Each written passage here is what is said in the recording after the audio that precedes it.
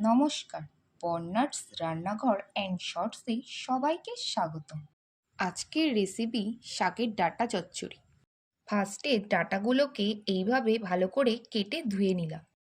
এবার রান্নার জন্য সর্ষে আর লঙ্কাকে ভালো করে বেটে নিলাম। এবার কড়াইতে তেলটা দিয়ে দিলাম। তেলটা গরম হয়ে গেলে পাঁচফোড়ন দিয়ে দিলাম। এবার কড়াইতে ডাঁটা আর আলুগুলো দিয়ে দিলাম। এরপর একে একে লবণ হলুদ দিয়ে ডাঁটা আর আলুগুলোকে ভেজে নিলাম। এবার জিরে গুঁড়ো আর লঙ্কা গুঁড়ো দিয়ে একটু নেড়ে নিলাম।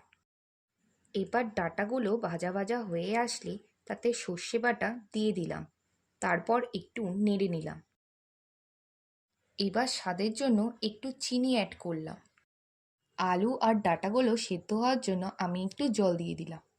এবার জলটা একটু শুকিয়ে আসলে নামিয়ে নিলাম।